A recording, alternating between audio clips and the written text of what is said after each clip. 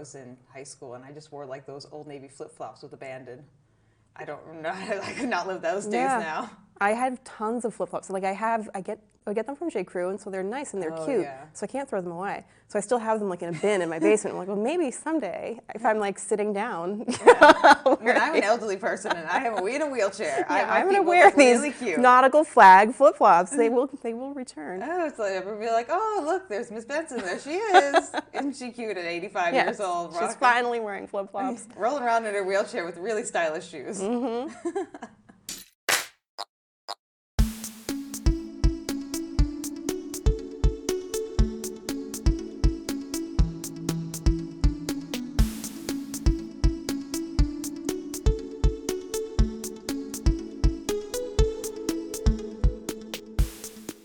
Hello, and welcome to Runnah, running on Cape Cod, Massachusetts, and beyond. I'm Julianna, and this time I think I actually said Runnah.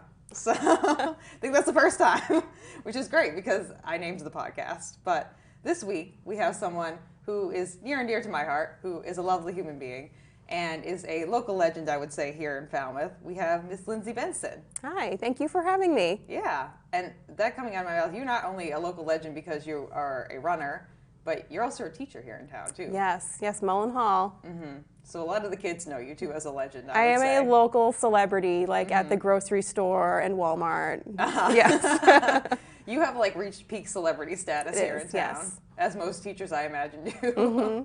You get the, oh, Miss Benson, you wear regular clothes. Yes.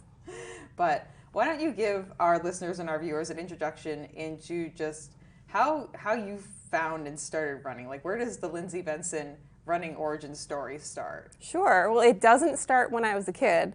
Yeah, like James. Just so you all know, James is her son. Yes. The one who was on a prior episode. So go back The and watch 11-year-old half marathoner. I was not an 11-year-old half marathoner. Yeah, same. Ditto. I grew up in a really big running family, though. So growing up, my parents were both runners. My dad ran the Cape Cod Marathon a few times. Oh, did he? Yep. They both did the road race. I didn't know that.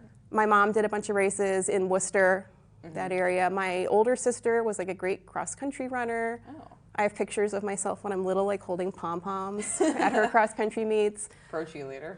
But my younger sister and I were gymnasts. Oh, okay. So that's funny. You and I share like a lot of weird history that was like unrelated, but weirdly is. I was also a gymnast when I was a kid too. Oh, where did you go? Gear Me gymnast? too. No. Oh my God. Oh my God. That is wild. Yeah. So How did we not know that? Lived in the same town. Yeah, went to the same gym. Yeah. We both grew up in Auburn. And that's so, well, I mean, it would make sense why we both went to the same gym if we both grew up in Auburn. But like, it's not the only gymnastics gym, though. There are other gymnastics No, because my gyms. sister at one point transferred to a place in Shrewsbury. I'm trying to remember the names of the other gyms that were in the area. Yeah, I can't remember. Yeah, same. GLC? Yes. Yes, Yeah. GLC. Yeah. We had thought about going there. And then I think my mom knew someone at Jagiers or something. Or we had a family friend who went to Jagiers. I believe that was why we ended up there.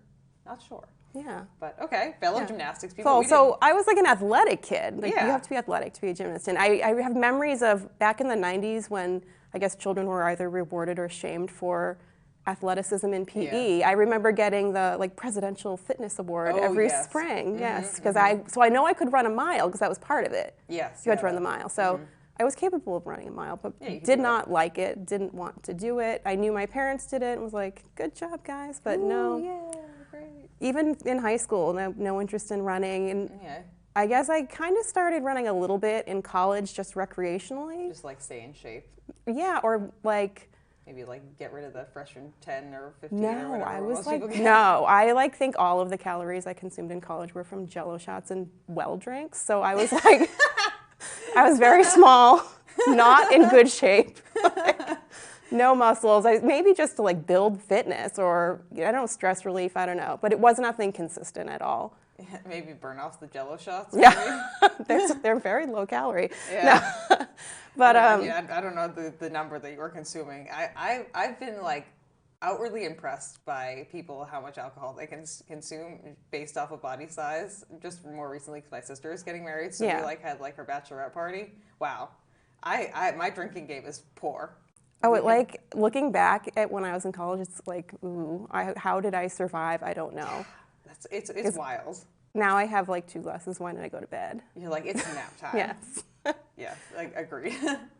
But you're kind of like dabbling in some light running. Yeah, and then I started teaching after college. My first teaching job was at a residential school. Oh, okay. So it's for kids with more significant disabilities, and it's really physically and emotionally demanding. So I didn't do a whole lot of running at that time. But then once I transferred to public school, I started running more. And I started teaching high school.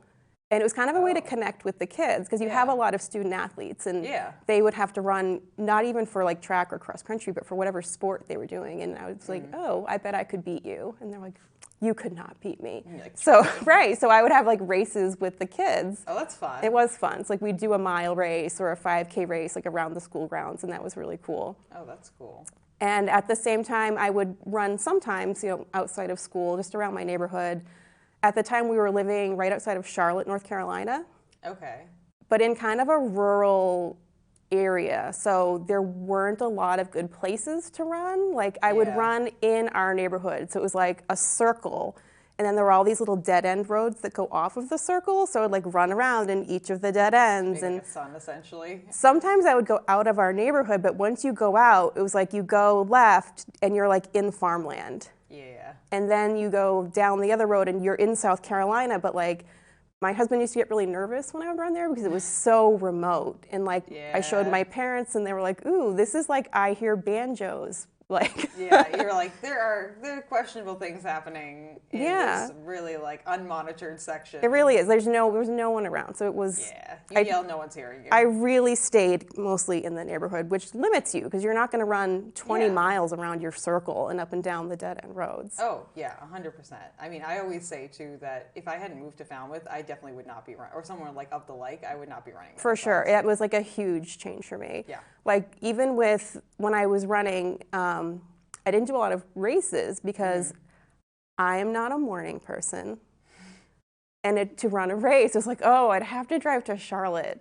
At like 5 a.m. It's like a half hour. Yeah. But so far. But I would fly here, and I hate flying. I'm terrified of flying. Yes, I know this about you. I would fly here to do Falmouth Road Race and Cape Cod Marathon Relay.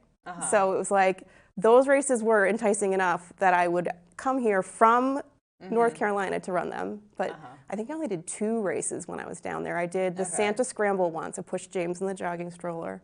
And there was another one, Run for the Money, but I had broken a bone in my foot, so I walked it in the walking orthopedic boot they put you in, which I'm sure my doctor approved. Yeah, definitely. The doctors approve all of us running on all of our injuries. Right. Yep, they definitely do. Yep. We all get the green light. But I think, when I lived in Charlotte, I think the 7 miles for the road race was like the longest I had run. And then we moved here in 2015, and like you said, it's like such an amazing running community that it like sucks you in. Like, yeah, you have no choice. Essentially, if you are like remotely involved with running or walking, it's just great. Also, too, like to speak on the safety aspect and just like being able to kind of run wherever you want, even if you go out running at like 5 or 6 a.m., which I know is not your preference, but you do that. There are still people out there. There's like little old ladies walking by themselves in every crevice of Falmouth. And so you're like, oh, okay, there are people. And my favorite thing that happens here in town is, this happened to me the other day too. People just start cheering for you. They'll like be like, good job. Or like if someone sees you more than once, like if I'm on the bike path and someone that's seen me more than once, they're like, yeah, looking good today. I'm like, well, it was great when James was little, and this was before we moved here, we would still be here in the summer, I would bring the running stroller and run with him, and going up the hill at the heights with a running stroller, like everyone was like, yeah, you go. Yeah. Because it's hard, and that hill with a stroller, with like a 2-year-old who's telling you you're slow. Yeah, that's some good motivation right there. Just yelling. He used to go, Mom, do you need a break? That's like the biggest like underhanded like insult. Do you need to sit down? Yeah. Would you like to take a break? From a 2-year-old. That's hilarious. Yeah. I love it so much. But so you are still living in Charlotte at this point and like commuting up here for the race, which arguably is a much worse and more intense commute than driving half an hour. But it's more enticing. Yeah. It's more incentive for me. I wanted to do those races so much more badly. Yeah, because they're fun. I mean, you know, now being very involved with the Falmouth Road Race, like how far away people come to run that race, which to me still is wild. Right. Like, and probably to you, I imagine, is still a little bit wild when you see some of those people who are like coming from, I imagine, like Thailand or like Russia or somewhere that's like really far away and like pretty hard to get here from. But when did you make your move up here? 2015. 2015. Okay. And was that for a job? Is that why you moved? Kind of, yeah. Like we had moved down there in 2008, I think, and you know, then you know we had little kids at that point. James was 3, Finn was a baby, and I just happened to see a posting that came through my email. Like when you are looking at teaching jobs, you go to whatever the website is, and I would still get emails from them. And so I saw one that was at T-Ticket, and I was like, oh, like might be cool. Like we have kids, you know, we don't get to see the family that much if we came back. And the house that we live in had been my grandparents' house. Oh, okay. So I didn't even actually call my parents because I was so afraid of what they were going to say. I think I sent them an email. It was like, would you ever consider, would you consider, you know, letting us live in that house and we would move back? And they obviously said yes, and it was the best move that we could have ever made. I mean, that's great. Not just for my running, but you know, the relationship that the kids have with my parents and Matt's family, Yeah, that's fantastic. I mean, I will say too, I feel like me moving here to Falmouth, and in another weird parallel, is one of the best moves I've ever made too, because I weirdly enough at that point was living down south too. Of course you were. Yeah, of course. Me and Lindsay's lives weirdly parallel each other. Doing gymnastics. Yeah, doing gymnastics at the same gym, growing up in the same town. Going south. Yeah, both going south to somewhere. I mean, I was a little bit less rural. I was in Richmond. Yeah. But I ended up moving like to Henrico, was on the outskirts of Richmond because I was working at a nursing home out there. But like still, I will stand behind that moving to Falmouth is one of the best decisions I've made in my life. So I can support that. Yeah. So you move up here, you've been running the Falmouth Road Race, you're running one of the legs of the Cape Cod relay, getting your piece of the shell every year. Coveted piece of the shell. And where did like running marathons and like running longer distances start like coming into the picture? I think it just kind of slowly, naturally evolved. I mean, living here, it's so beautiful. Like you don't want to stop running. Like I had to really push myself in North Carolina. Like how many times am I going to run around the circle? Yeah, how many circles are you going to do today? And here you're running along the coast, and it's like you sometimes get to the point where like, okay, if I don't turn around now, I'm going to regret it. You're like, I'd like to go up to and see Nobska today, but if I do that, that adds another 3 miles on. I'm really not trained to run 23 miles today, but it would be nice to go up to Nobska today. And honestly, what got me to do my first marathon was the Winter Challenge. You know the Winter Challenge? Oh, yeah, with Carl. Yes. So I signed up for the Race Cancer Winter Challenge. I think it was my second year doing it, because my first year, it was just like, okay, I have to run a mile outside every day. Like, yeah, and so for people who don't know what that is, the format of that is it's like a virtual challenge. Yeah. You get like a funky name given to you by, what's Carl's last name? Gustafson? Yeah, so Carl is the one who used to, is he doing this anymore? He does still. Okay. I know he's backed off of a few of the things that he was doing originally. So you are supposed to run, walk, go do a mile outside every day for all of January, correct? Because I participated in that one year. And it's a pretty fun, like, little thing that happens. I'm really impressed by some of the people who are out there. You and I have found one person who I don't understand how she gets that many miles in a day. I'm so upset about that. There are people who cheat at the Winter Challenge. I will die on this hill. Oh, I stand as someone who like actively, because I remember you telling me about it. Of course I did. And then I remember doing it the next year, and I was like, how is this possible? She runs 28 miles a day outside at an 8-minute pace. Yeah, I don't get it. I'm like, as the person now who, like, I work from home now mostly, and I have a treadmill desk, and I've been walking, like, while I'm working, and, like, the max I've done in a day is with my running and walking combined over, like, a 10-hour work day, if I'm working, like, a longer day, is, like, 22-ish miles total, with running and walking. And the walking is, like, a 25 to 30-minute mile pace. Like, it is not a speedy pace. Yeah. And, like, I consider myself a decently fit person. I don't understand how this woman is running 20 miles a day at, like, 8. We will not drop any names, but not that anyone will even know this woman anyway. I don't remember their name. I don't remember. I think her name's, I think her name started with an M, but like I could be totally wrong. But I probably have a screenshot of it somewhere. you probably do. But some people they cheat, and it's unfortunate. Why? There's no prize. The prize is like weird little janky things that Carl has in his back. But Carl doesn't like run it though. Like that's his team. So like there's no prize for the overall winner because she wasn't on our team. Oh yeah, you're right. She's not on the team. She was just part of Race Cancer Challenge. So weird. Yeah. I don't understand. People are wild. Mm-hmm. They're doing wild things out here on these streets.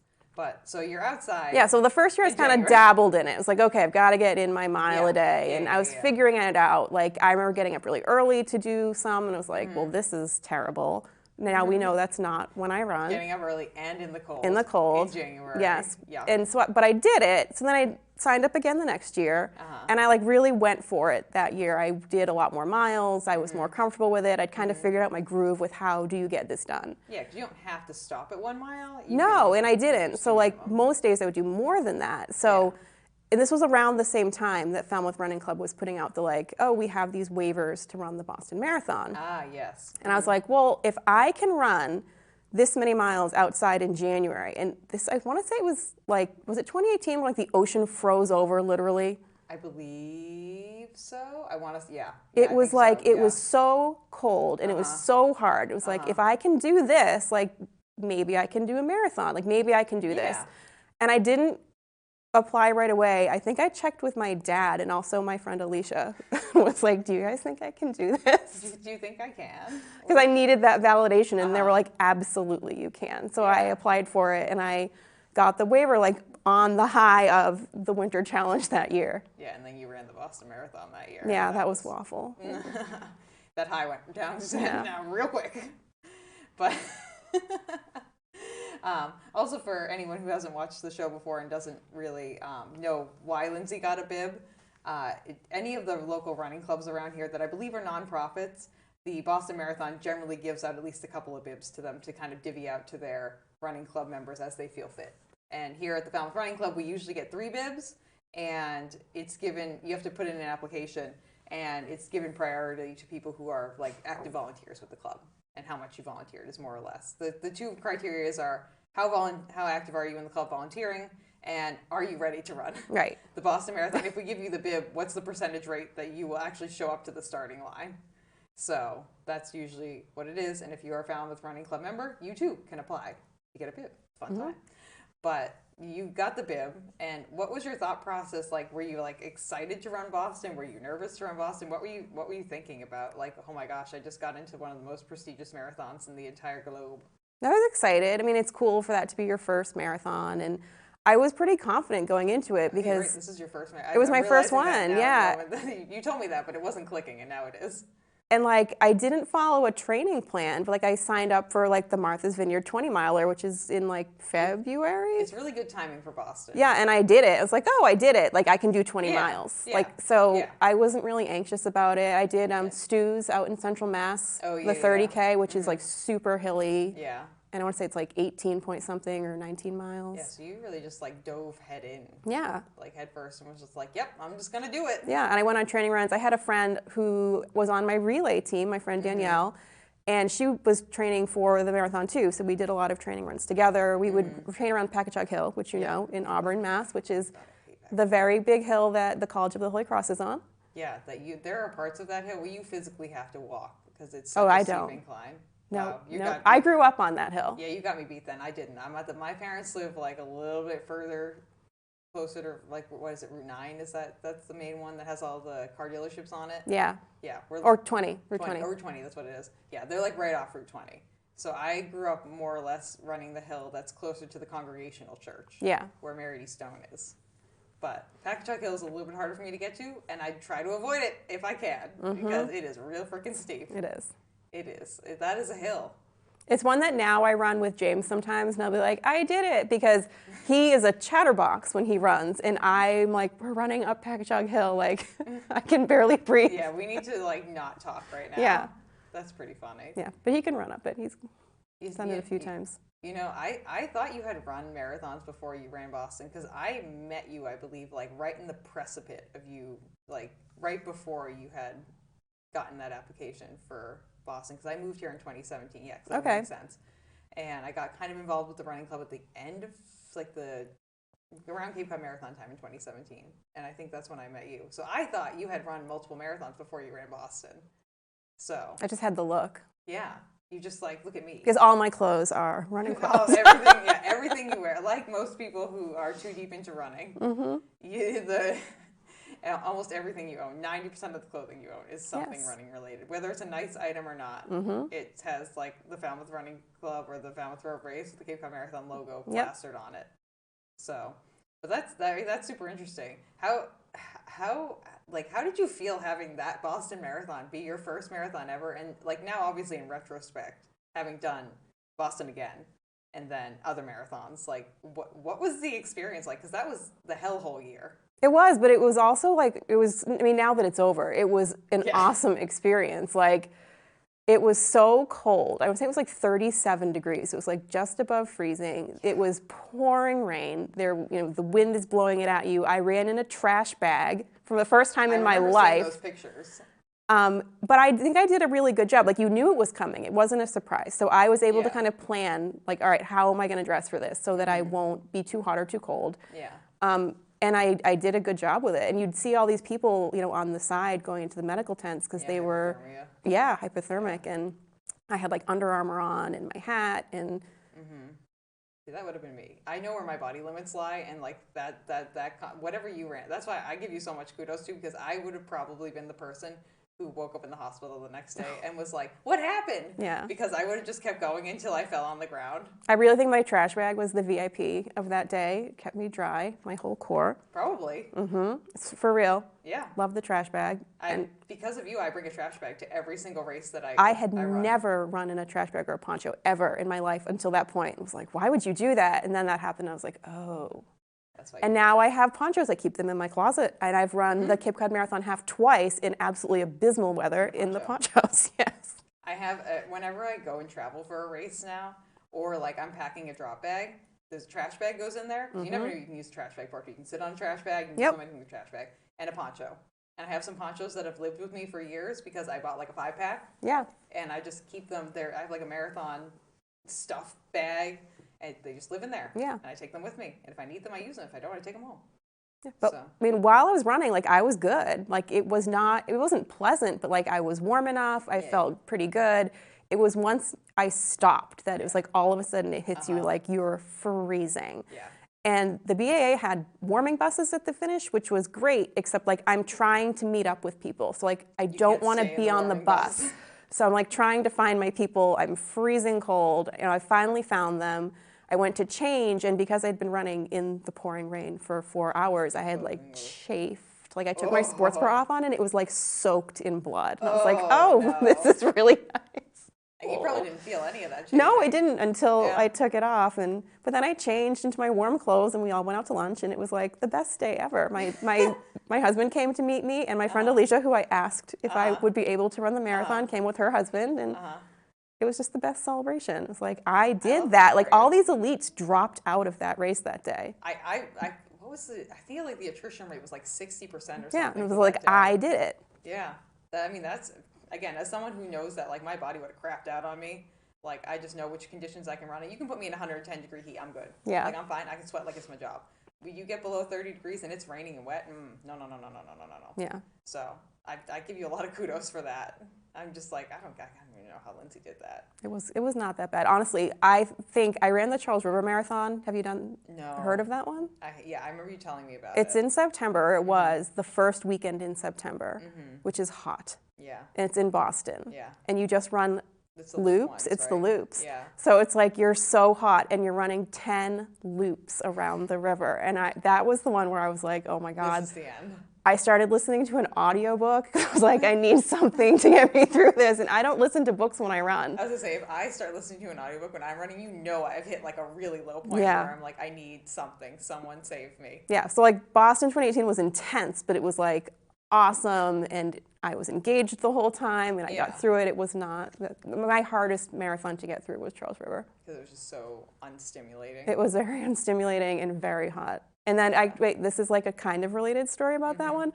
So the day that I ran Charles River, James was running the Main Street Mile.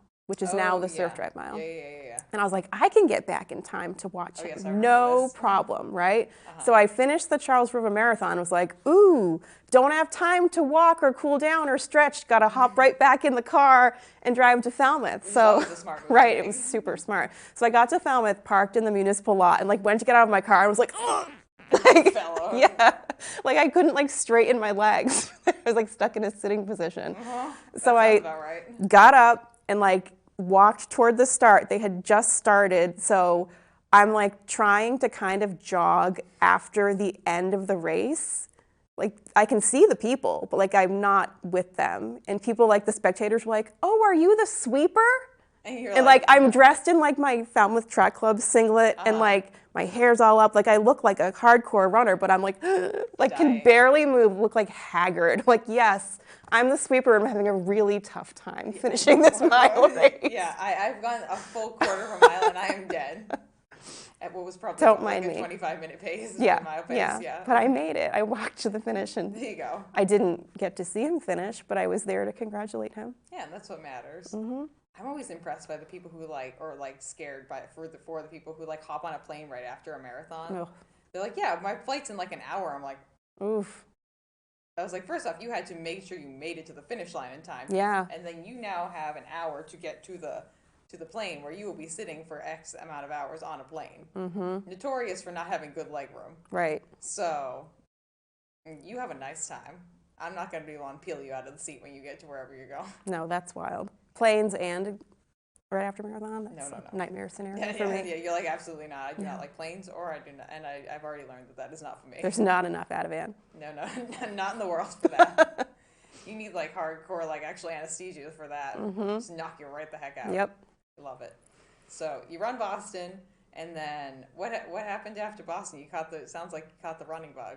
Yeah, for sure. Because then I had been messaging with you. It was like, hey, next year, Charter Challenge sounds like might be fun, right? Oh, it's not. But but you have to do it once. Yeah, if you live in Falmouth, like you have to do it. Marathons, like you just got to do it at least once to say that you did. You did it. Like I don't want to do it again. No offense. Yeah, we'll wait and see. I'm running my first 50K this year, so it's 30 miles. Yeah. We'll see what we think.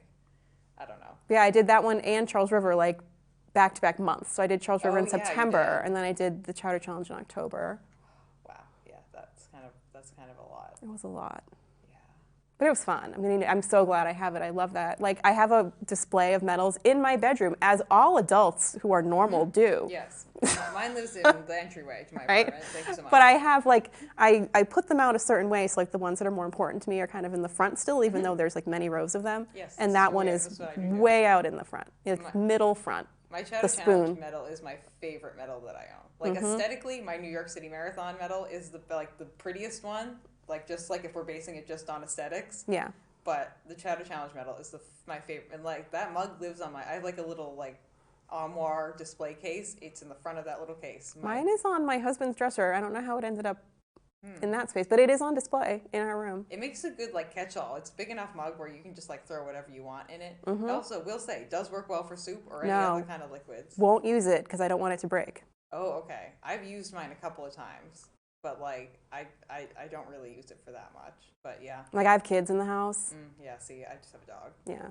So. Well, my dog's probably even worse than my kids with breaking things. Myrtle's pretty good about, like, not touching things that aren't hers. Bailey has a tail. The tail, like, she's got this very waggy, happy tail that just swipes things. Myrtle's tail is very violent. It does destroy. That's the only part of her that does destroy things, I will say. I agree. But, yeah, I feel like if you do live in Falmouth and you do run marathons, running the Charter Challenge. You have to do it once, at least. Yeah. And for anyone who doesn't know what that is you run the half marathon on the Saturday and the full marathon on the Sunday. And 39.3 miles total across 2 days. And one of the days will inevitably have terrible weather. Yes. Yeah. I think you got it was the good half marathon weather, and it was awful marathon weather. That's what it was. Yeah. That was a wild time to be had. That was the year it hailed on us. Yeah. I've never been hailed on in the eyeballs before or after that. That was a one-time exclusive. Even like in daily training runs, I've never had that happen to me again. Yep. I was so cold at the finish too. Like, I mean, along the same lines as Boston, but maybe worse because I feel like I wasn't as prepared because like it didn't start out that bad. And well, and Saturday was gorgeous. yeah, I remember like There was messaging. like no wind or anything. My It was family sunny. still does the relay, and I remember like messaging them and being like, someone needs to bring my coat. Like I need to put my coat on, Yeah. which I wasn't expecting. So in my finished pictures, I'm like running with my coat, but it's unzipped because like the weather was like, I don't know what to do. And then I stopped and was cold, and they were like, do you want anything at the finish? And I was like, no, I just want to go home. And I went to save my run, hit discard. The worst, No! right? No. So The tragedy. Garmin was like, you did not even do that. You're like, but I did. Right. My fingers were so Added cold. back in as a manual Strava activity. Yes. Forgot to accidentally delete it. Yep. Oopsie-daisies. That's probably one of the worst things to manually input into Yes. Strava. Or if I just imagine that person who runs like a 100-mile like ultra marathon is like, oops, forgot to hit start. Oh. No. That's a nightmare right there waiting to happen. That was an odd year too, because I remember me and Mike finished around about the same time, and because he was just running the full marathon.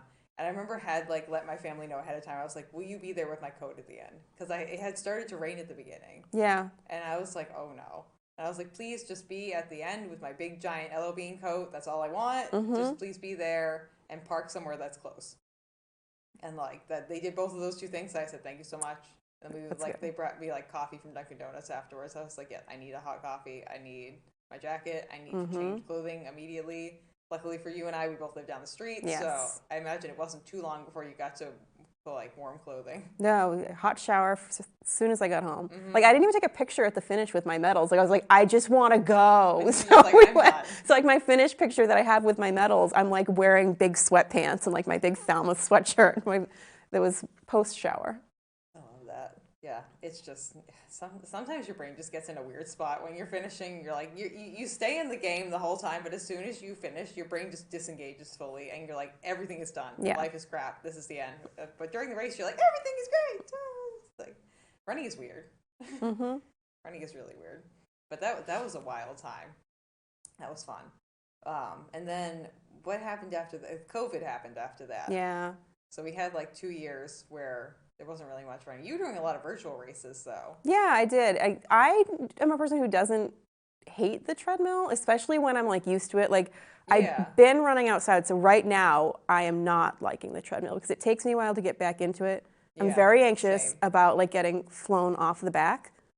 You and I both have a lot of similar things. I also have that anxiety too, where I'm like, I'm the person who's constantly clipping the front of the treadmill. I do that too. Because I don't want to fall off the back. Like I'm like, I don't want that for myself. Like I don't need that. Like if I get like a little bit further back than I normally am from the front, I'm like, oh no. We either turn the speed down or we like start running a little bit faster.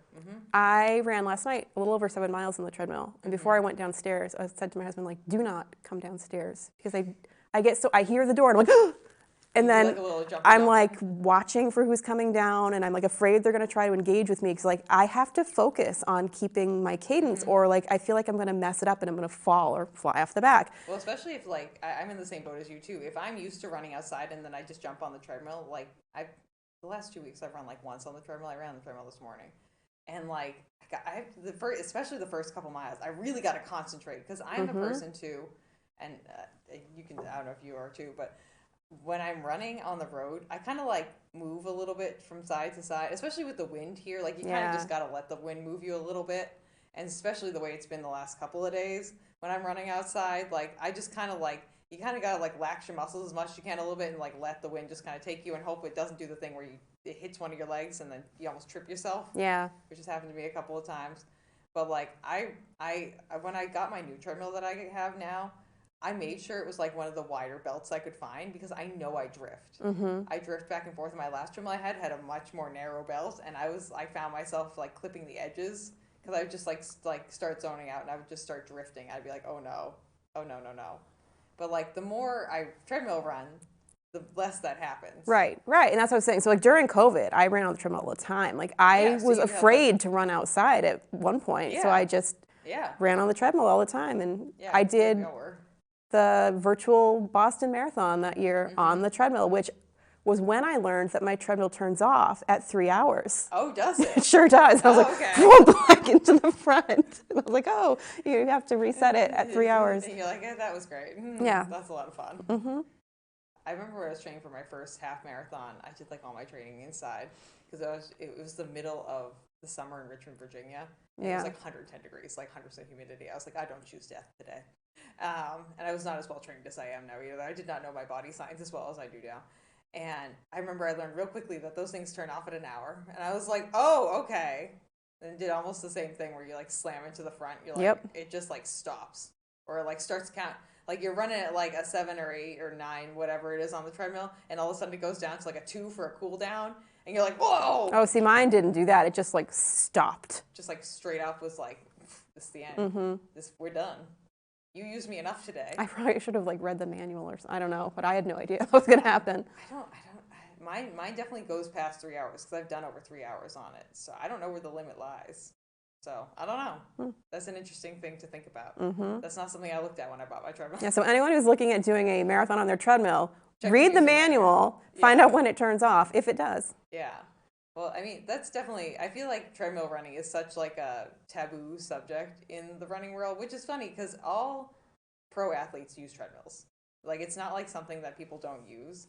And unless you want to like put your life in danger and you want to like run pretty regularly throughout the year, if you live in a state like Massachusetts, you kind of got to use a treadmill at least once a couple of times. Yeah. Just because there are certain days, like the thing we run into up here in Falmouth, I feel like the most, which is like a big no-no in my head, is the ice. Yeah. Like just because you can, and it's black ice. Well, like when I did the winter challenge those times, I had to get like yak tracks, which are those like spikes that go on the bottoms of your shoes. And even then I feel like I was like barely running because I was so scared because it was so icy. Oh yeah, those are the days where it's like, is it better to just like take the L and run on the treadmill? Or is it better to like be terrified that you're going to fall and break your hip with every single minute step that you take outside? I'm like, this is a treadmill day. Like now I am because I'm not in the winter challenge, but yeah, there you go. You don't have to worry about it as much, which is nice. You're not doing the winter challenge this year? I can't. Why do you think that is? I think that soccer. Oh, soccer. Soccer. My kids play like really competitive soccer, and it is just absorbed our lives. So yeah, that's why you get to do that like L curve run that you do. That it's in Kingston, yeah. So when they're training in the fall and in the spring, it's like 3 or 4 days a week we're in Kingston for like 2 to 3 hours. And so to keep myself busy and because it works, I just run loops around the parking lot. There's a half-mile loop and I just run. Yeah. And that's great. But in the winter training is worse because they're like at indoor facilities and there's nowhere for me to run. So like I can't get the miles in there, and Mondays and Fridays they're in Hanover and then Braintree until 9. So we don't get at night? Yes.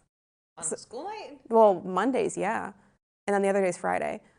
But we don't get home till after 10. So it's like I wonder why kids don't like sleep very well. I cannot, I won't get up early. No.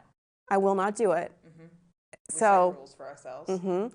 And I'm not going to go outside and run a mile at 10:30 at night. So I just like, until we're done with this, when we're done with our soccer era, maybe I'll do it again, but not right now.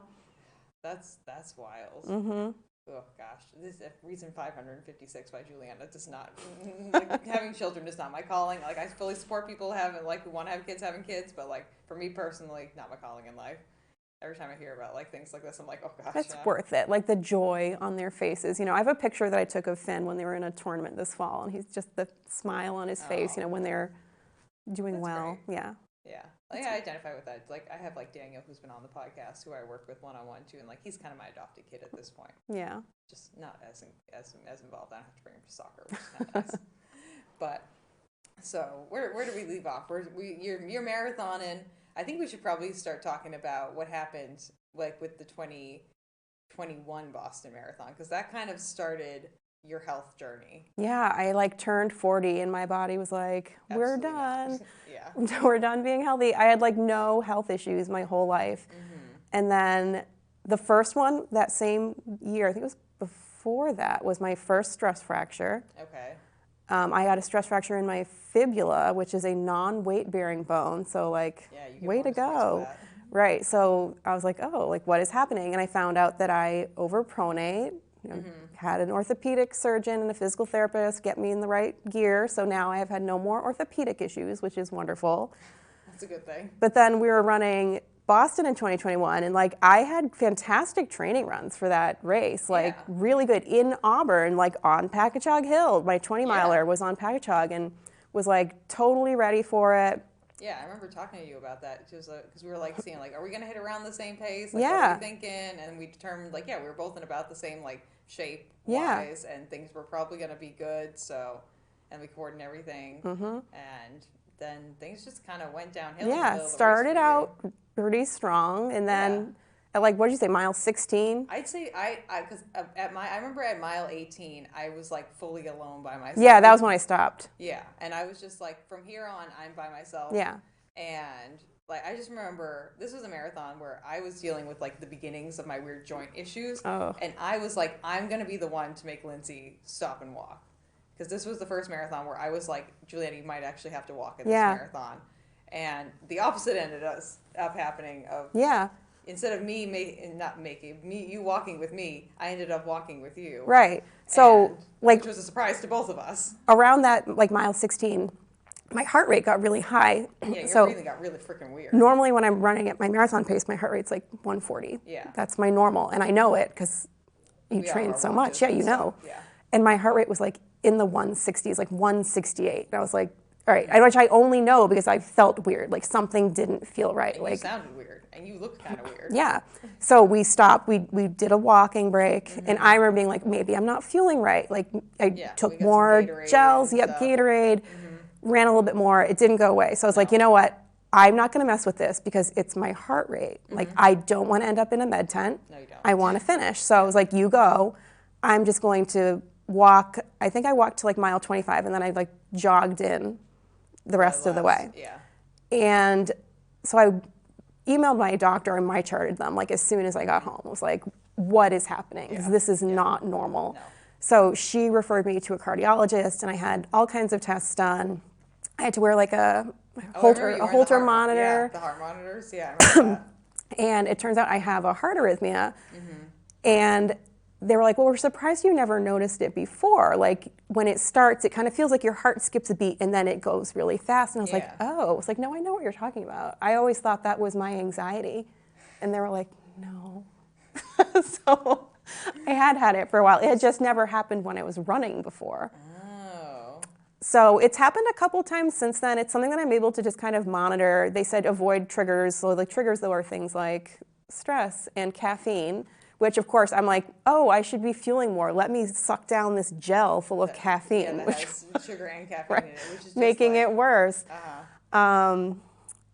What else? I don't know, like things that like have to do with running. Like it makes it hard. So I'm like, oh, like whatever. But now, like it happened once during a spin class, like a live spin class. Oh, okay. Out in Mashpee. But I was like, once I see it, I'm like, oh, like I just need to reel it in. I need to take deep breaths, like use these strategies to get back to baseline.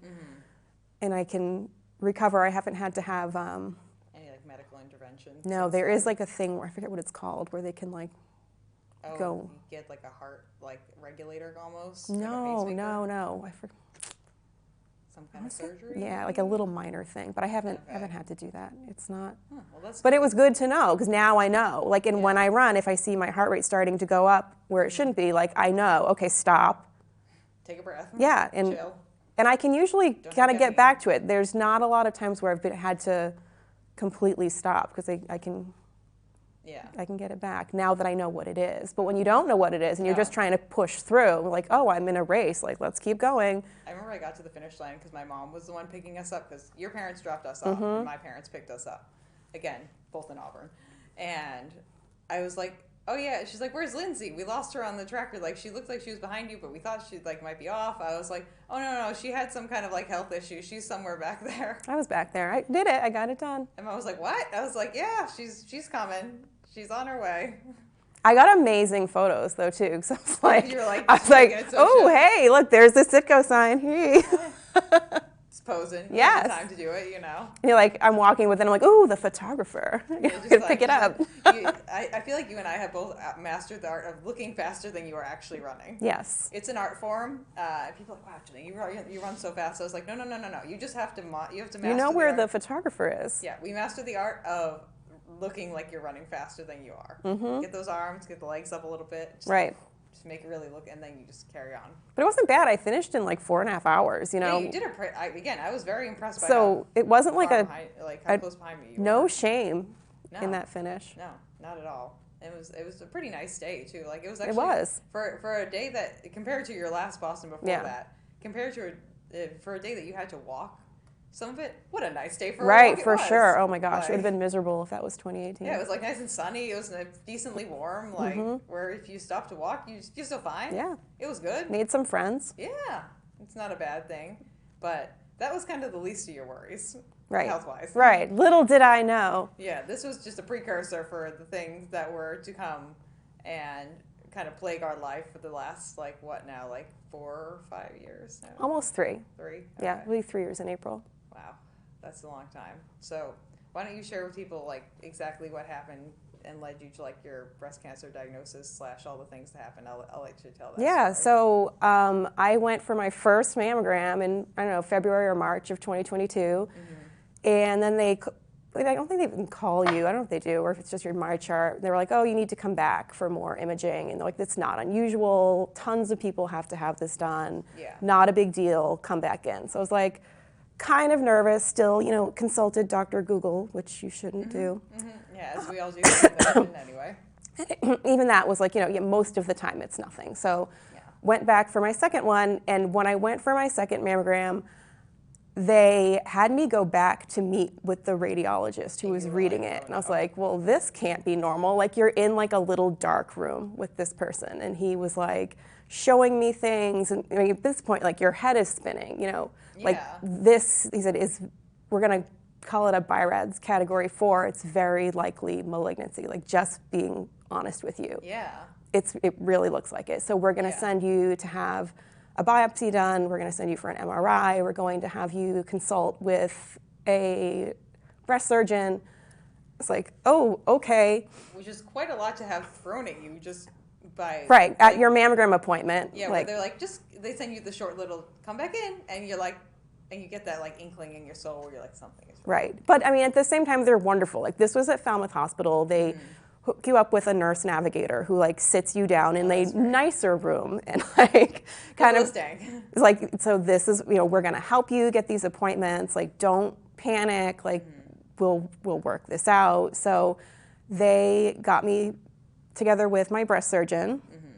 They made the appointments for my biopsy and my MRI, which were back to back. So the biopsy where they do the core needle thing, super painful, not pleasant at all. So much fun. And then the next day of an MRI where you have to lay face down in the MRI machine and it's pressing on you where you just had the biopsy, and that wasn't fun. I've gone through many MRIs. I've not had to be face down. And it was at the end, it was 2022, so it was you're coming out of COVID, so you still have to have a mask on. So I've got a mask on face down, it's hard to breathe, and they play the music, but you can't hear it because of all the sounds. The music that they give you in an MRI always makes me laugh because they make a big deal out of what music do you want? I'm do you think I can hear it? What music do you want to hear for the few seconds in between the scans? Yeah, you actually think I can hear the music? Yeah, we cannot, unless you're getting just your foot or your toes MRI. Right. And your head is that far out of the machine. You're not gonna hear any of that music. No, not at all.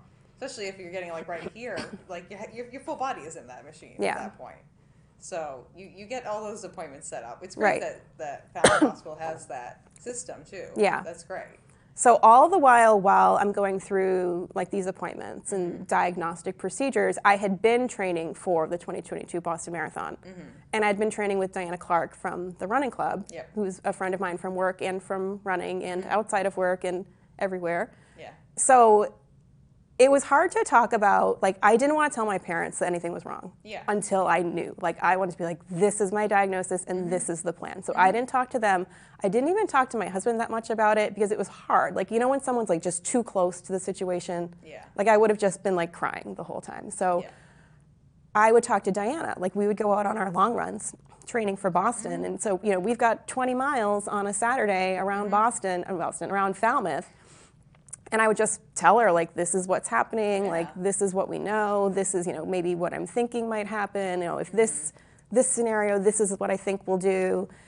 And one of the great things that came out of those runs, beyond just having someone to vent to and just, like, a friendship. Yeah, was I was like, if this is what happens, I wonder if James, my 12-year-old, who was 9 at the time, would want to run the road race for a breast cancer charity, because he was turning 10 in May, and that ended up turning into a whole thing. Like, he's raised, I think, over $8,000 now for Massachusetts Breast Cancer Coalition. So, wow, that's fantastic. But that all came out of those conversations that Diana and I had. Yeah, I mean, I will definitely, as someone who's gone through, like, pretty major health things as well, too, having that person who's just, like you said, not as close to the situation, that you can just, like, vent to, and, like, that what you tell them isn't going to, like, because, like, if you tell your husband, like, the way that he treats things and treats, like, your kids and, like, the whole situation is going to change. That. Right. Or if you tell your parents, like, I know my parents, too, if I tell them, like, if God forbid, I was to, like, have breast cancer and I walked out of here and I was like, guys,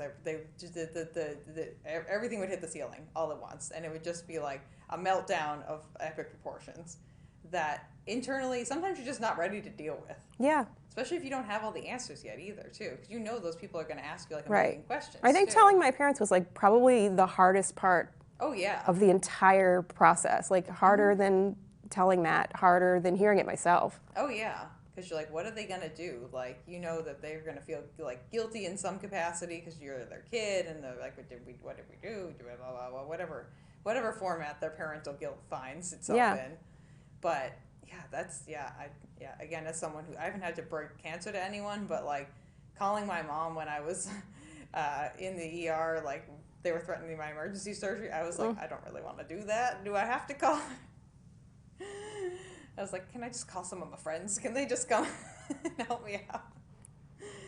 But it's hard when you're going through a big medical thing. And it's really valuable. I'm so glad that you had Diana. Yeah. Like, that's, like, life-saving right there. It was like, invaluable to my sanity. And 100%. Yeah. So, but you got to the Boston Marathon. Wait. So hold on, back up. So a little Falmouth Running Club connection. Oh, okay. Here we go. So I was off from work at the end of the week because I had all these procedures done, and they were like, for your physical and mental health, you don't go back to work this week. Yeah. So I was meeting with Jack Farian at the Falmouth Running Club office. I don't even remember what about. But that was when they called to give me my diagnosis over the phone. No. So poor Jack, I, like, didn't tell him what it was, but, like, I'm like, he's got to know what's happening because he's... The office is small. Like, you can't not overhear someone who's on the phone in there. Oh, yeah, and I'm sure your whole demeanor just shifted. Right. Went from and we're like passively okay to, like, not okay. Right. So I was like, oh my gosh, this is so awkward. That was where I received my diagnosis. So was in the Falmouth Running Club office. And, I mean, granted, he's a pretty chill and calm dude. So. Oh yeah, I mean, he was totally fine. It was me. I was just like, oh my gosh, I'm making it awkward. Yeah. I mean, I feel like as far as, like, other people who that could have happened in front of him, that's actually not a bad audience. Yeah. Like, and he won't tell. Like, if you told him, like, hey, like, just don't tell anyone. Like, it's just the kind of thing you'd rather get, like, when you're alone in your car. Yes.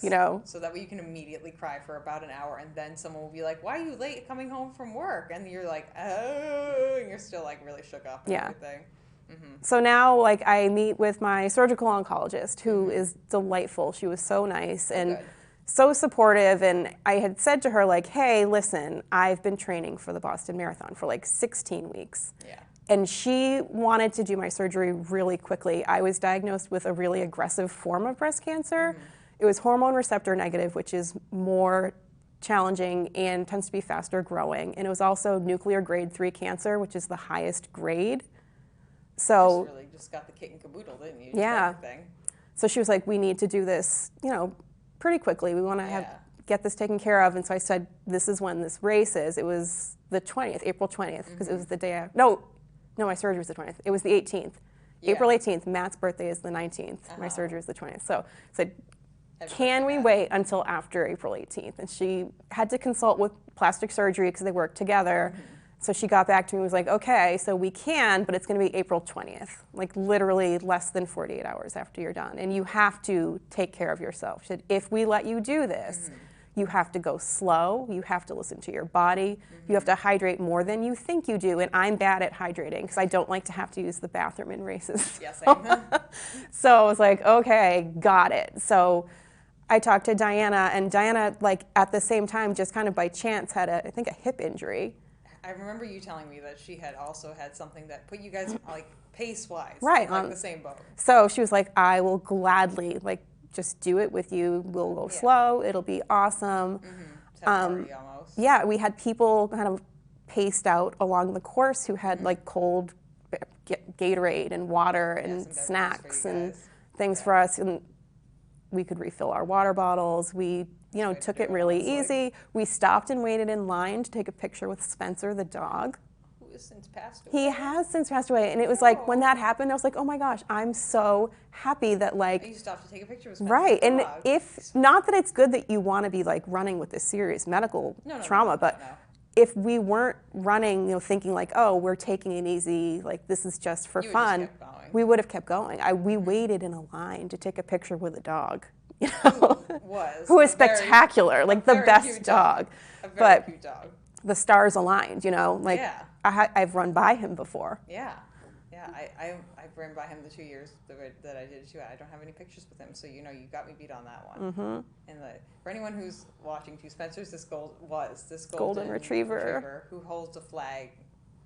Did go little flags in his mouth. He was so cute. And his sister's Penny, or was Penny, she passed too. Oh, I don't think they got any more labs. Did they?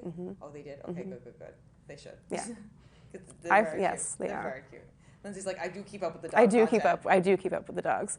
The other things, no, but the dogs, the dogs are priority. Yeah. So anyway, so we went slow, we had fun, we did it. Yeah. I mean, the pictures from that year are amazing. I remember you showing me the pictures. I was like, wow, you guys like having a party, aren't you? Like we were just so happy. Like coming up the street toward the finish, we're like holding hands with our hands up in the air, smiling, and we finished and you had a good time? We did. We had a great time. I think that was like the perfect send-off for you, like into what would then become maybe not the best experience in the entire world, but The next day I had to have all my pre-op testing, and the day after that we checked into Cape Cod Hospital at like 6 a.m. And I mean, it was really scary. Again, it was like coming out of COVID, so Matt wasn't allowed to come in with me, so he just had to drop me off at the door, and You must have been so nervous. Yeah, it was really, and I had never had general anesthesia before. Oh, okay. Really nerve-wracking, but the hospital staff, at this point I was at Cape Cod Hospital, I was no longer at Falmouth Hospital. So you didn't know the staff there. But they were so nice, and like everyone knew who I was and that I had finished the marathon on Monday. Like every staff member that came into the room were like, you're the one who just ran the marathon. Like, that's so amazing. Like, it made me feel really, really good. Oh, that's great. That's like, I mean, I'm the person too who also like when I'm having a bad day, I'll put this jacket on and I just walk around because people will like, they don't look at the year that's on the back of your jacket. They just see, especially here in Massachusetts, they see Boston Marathon and they like, wow, you ran the Boston Marathon. Yeah. That's so cool. I'm like, yeah, I was having a really crappy day, so I came out to outsource some things from you, my friends. Yeah. But yeah, it's something that like it spreads and it makes you like you just feel better, especially in a situation like that where I'm sure knowing you, Lindsay, like you were very nervous. Oh, for sure, yeah. Like especially not being able to have Matt there and like your kids are at home too. Like I'm sure you were just like out of your brain nervous. Yeah, and it's funny because now like in everything that's happened since then, I've had so many surgical procedures that I'm like, put the mask on, let's go. Next thing I know, I'll be awake.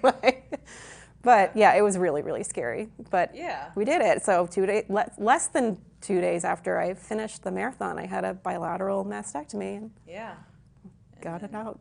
Yeah, and when you woke up, you had like the drains and everything? I did have the drains, yeah. And like, I mean, you can't walk. You literally can't walk on your own. So you have to call the nurse to bring you to the bathroom. And I had to have... That's a wild contradiction from it was. Like the 26.2 miles and then just being like, I would like to move 5 feet. Yeah, it was really mentally difficult to be like, I was just in marathon shape and now I can't walk without help. And I mean, when I went home, I had to take a month off from work. I'm a teacher, so it's like a kind of physically demanding job, but not Yeah, really, but you can't even walk to can't. the bathroom by yourself. Yeah, you You can't. can't You deal with can't. You kids. can't do it. So Plus, you have like the kids who have like special needs I and do. stuff too, and they can be just being someone who's also worked with kids with special needs. Like, they can be kind of physical sometimes without meaning to be. yeah, And it's definitely a little bit more, I would say, slightly more physically demanding than like your average teacher job. Yeah. Not that physical teacher jobs aren't physically demanding. well, it was interesting because I went back after 4 weeks and I was ready. Like I was walking, like, and that's I think one of the most important things with my recovery. Like as soon as I felt like I was able to, and I had permission, we started walking. Like I would just walk up my street, and then the next day I'd like walk up my street and around the corner. And by the time I went back to work, Matt and I were walking like probably almost 2 miles a day, which That's was pretty good. impressive. Yeah. But then I went back to work, and the first day I came home I was like, oh my gosh, like you don't realize how much you use your arms Yeah. at work as a teacher until you can't use your arms. I mean, I could use them, but it was so much work. Like I came home and was so sore. Like it was wild. So, like, what exactly happens where you can't, like, walk, or is it just because of, like, the shock to your body? Yeah, it's like a major trauma to your body. Ah, okay. Because just because it is, like, concentrated up here. Yeah. And I know when I had my surgery, like, I was encouraged, again, because it's GI surgery, to, like, get up and walk immediately. And as being the crazy person that I am, and you can probably identify with this if you were in this situation, I learned that L curve of the hallway real well. I did like 20,000 steps a day Oh, wow. on the L curve. Well, because I would just I'd get up at 7 a.m. and I was bored. Yeah. And I would like slowly walk up and down the L curve for like the whole day. Just because I was like, and I wanted to poop real bad. Yeah. I was like, I have motivation for this. And it's just like, I listened to audiobooks and podcasts, and I was just like walking all day because I'm just like, I'm bored. I can only sit in the bed so much. So. Well, then I didn't get permission to run yet at this point. So like a month after I'm back to work, but I still can't run. I don't remember if I was allowed to use a spin bike, but. I remember you started on the spin bike first. I did start on the spin bike for sure. I just don't remember the timeline, but like maybe a little over a month after I had that surgery, I ended up having to have another surgery. I had to have my fallopian tubes removed. It's like well, wait, let me back it up. So aside from like, on top of my aggressive breast cancer, I also found out that I have a cancer gene. I have the CHEK2 gene, so it's kind of lesser known. It's not as popular. I'll use that term loosely. Trendy. It's not as trendy as BRCA1 and BRCA2, but we didn't know that my family even had it. My grandmother had passed away from breast cancer in her 50s, but no one, it hadn't even been discovered yet, so no one knew that, and no one made the connection really until they tested me, and they're like, oh, so removing your tubes can reduce your risk of ovarian cancer. Okay. Because my oncologist said the theory is that a lot of ovarian cancer actually starts in your fallopian tubes. Interesting. So we had those removed. Okay. And when they were taking those laparoscopically, which is a pretty minor procedure, they discovered that my appendix was terribly infected and just took that out too.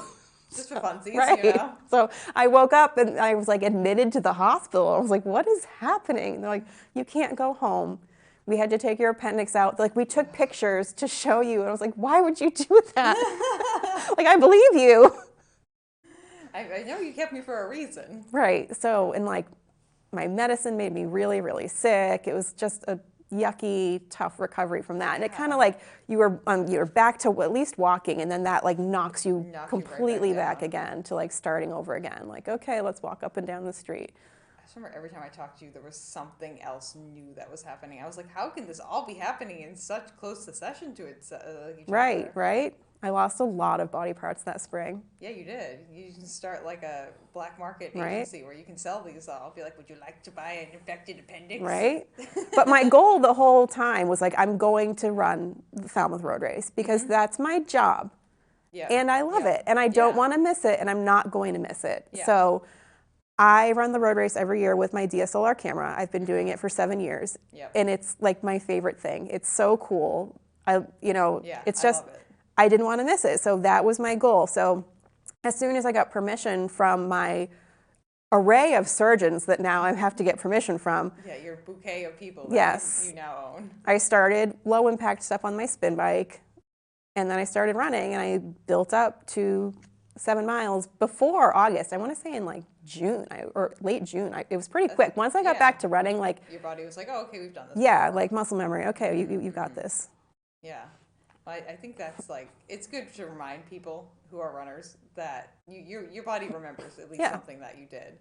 And I mean, I think it's inspiring, and I think you're awesome for like getting up and like doing something like that, because it's hard. Yeah. Especially from what you went through, and like after the family. I know there's some other stuff that you're going to talk about too. That's like after those things, because I know you had some like revisions and all. I did. I had to have like two. Did I have two revisions? I had one revision. I had like a second reconstructive surgery. Yeah, because and you then got implants, correct? Yes. Yeah. And then last fall, I had to have a capsulectomy because there was scar tissue. So much scar tissue had built up around the implants because it's foreign bodies. Yeah. You know? Yeah. And I was like, oh, like it's not a big deal. Like it really doesn't bother me. And my surgeon was like, okay, but if you don't do anything about it, it can get a lot worse. Oh.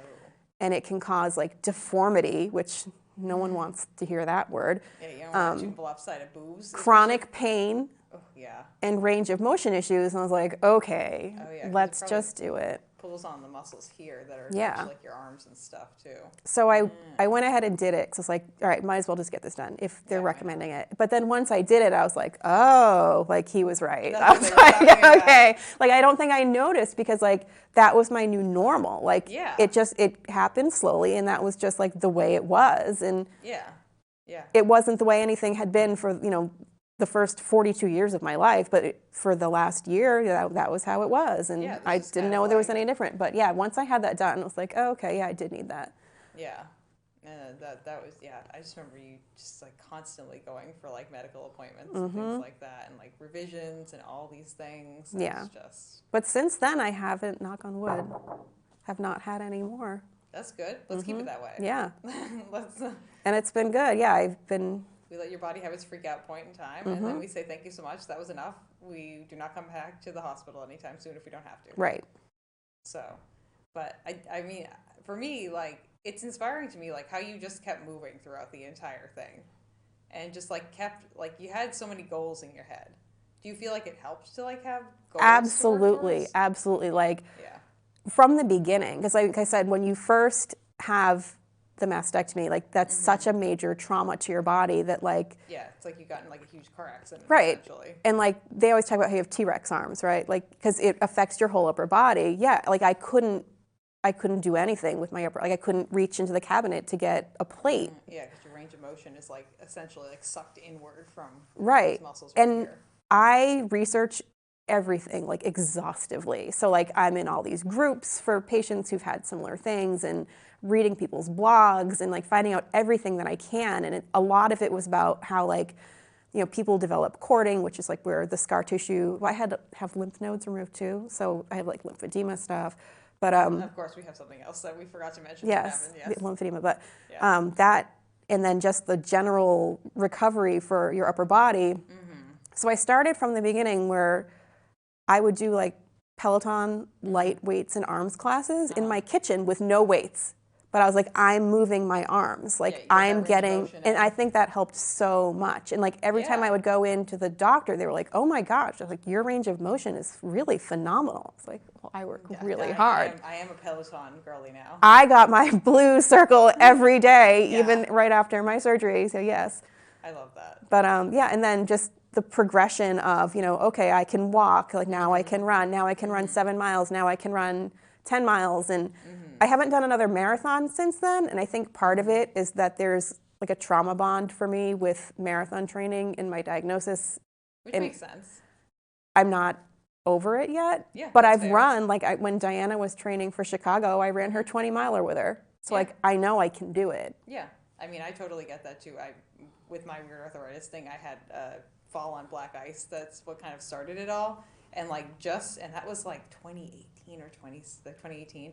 And I've just started like trail running, but when it's like slightly icy out.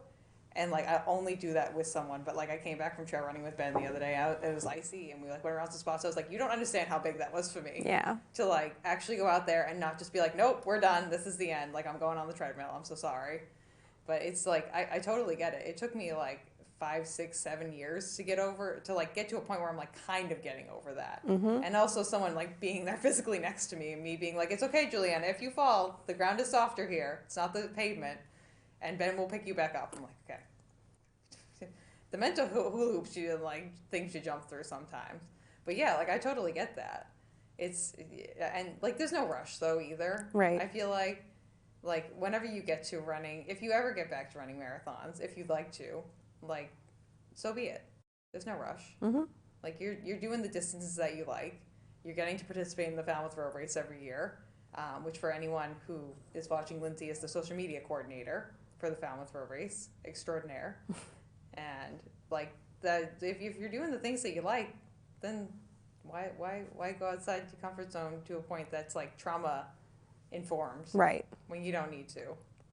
So until you feel like you want to, I'm sure eventually, knowing you'll probably come across some like marathon or honestly probably I imagine you doing a trail race like at some point that's like a 50-miler, and you're like, yeah, I'm not going to do a marathon, but I will do a 50-mile race, because that's generally speaking I feel like the rationale for a lot of runners who are like, I'm done with the marathon, I will now take on the 100-mile distance because I'm retiring, quote unquote. It's like, okay, yeah, sure, retire to the 100-mile distance, why don't you?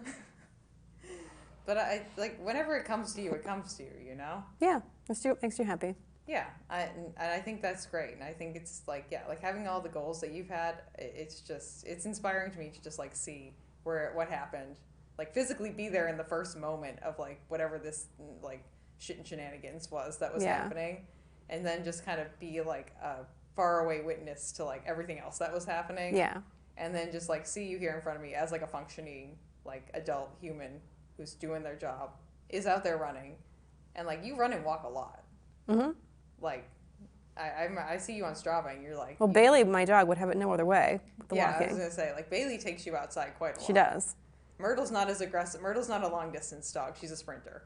Oh, so Bailey sees you put your shoes on and you get the eyes.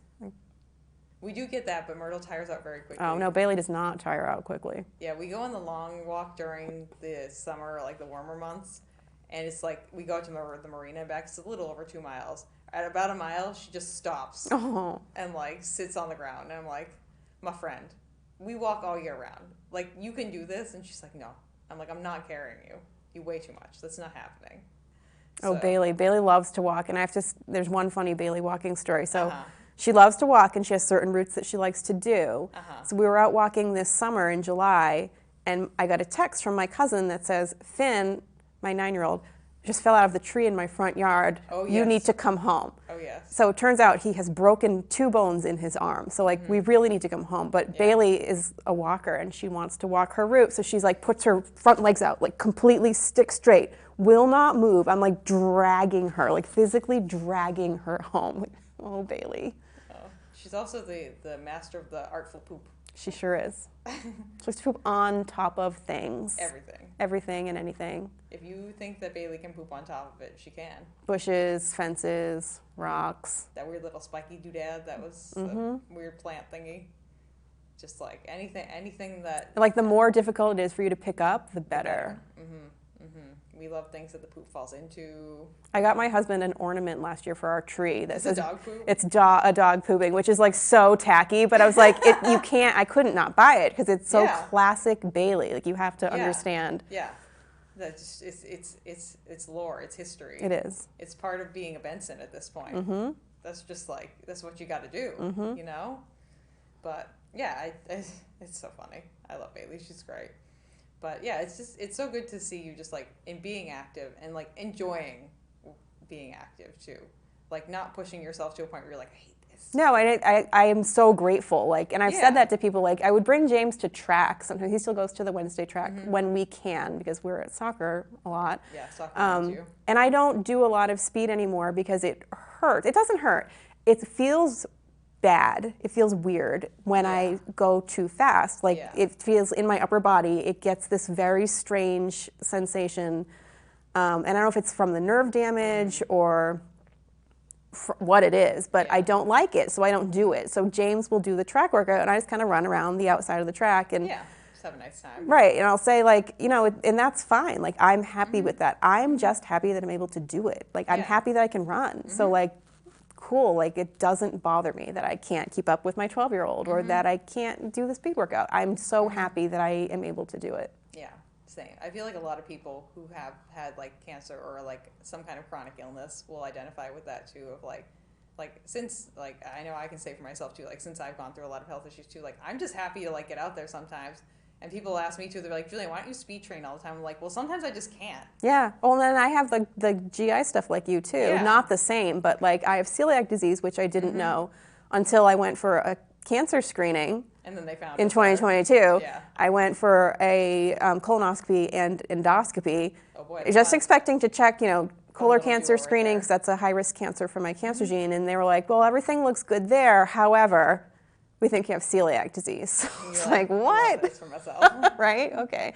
So like, and usually I'm fine with that. But, if you get contaminated with gluten, it's not good. And I also have ischemic colitis.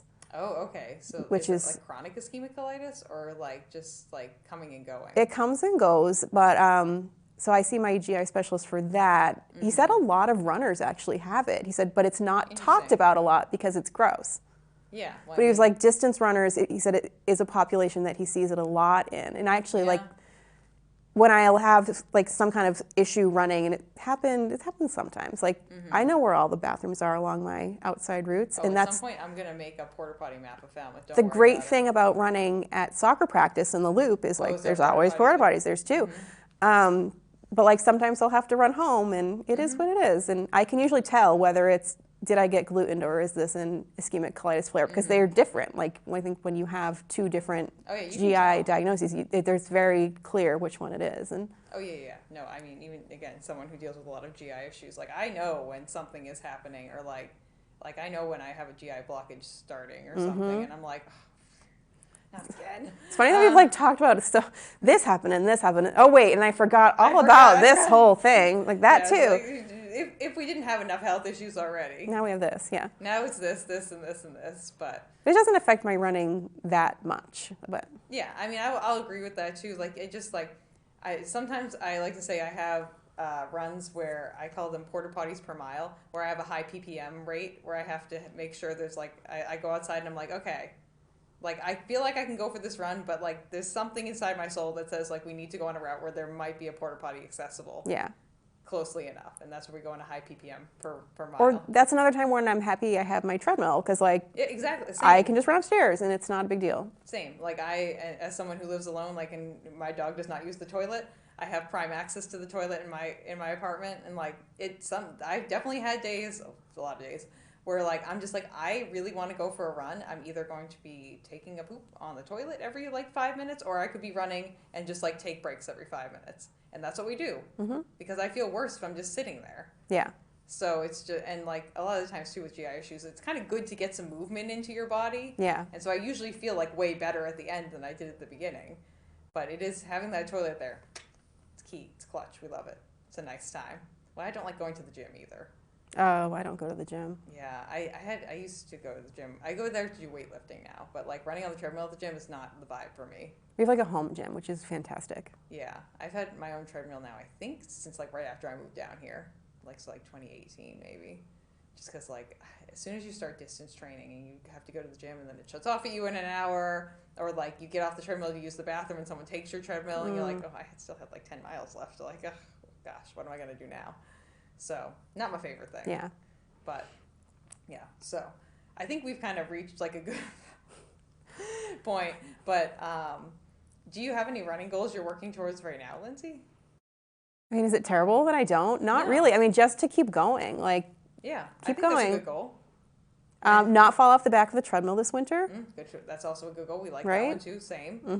Same. Yeah, and just kind of maintaining and see what the future holds. Yeah, I mean, I definitely, like, when I was working at the running shoe store and people would come in, they're like, oh, I'm just running. I'm like, training for mental health is a valid reason.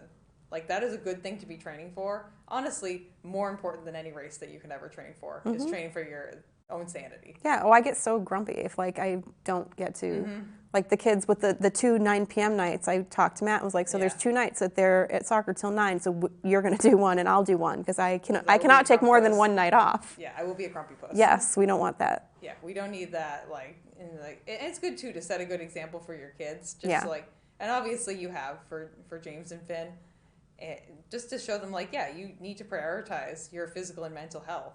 in some way. Because even when life throws like crazy things that like would have happened to you, like you can still get back up on your feet, and you still also gotta take care of your brain too. Yeah. So, which again, like having Diana there and all these other things, and like I'm sure having the Falmouth running community was helpful as well too. Just because it's a good resource thing. I will say too, you're the person who kind of inspired me to like go into like Facebook groups about like certain like chronic illnesses too. Because I remember you telling me about that. I was like, oh, I didn't realize they existed, and like now I'm part of like a bunch of different random Facebook groups and also subreddits now. I discovered like the ankylosing spondylitis subreddit like a week or two ago, and I was like, wow, this is great.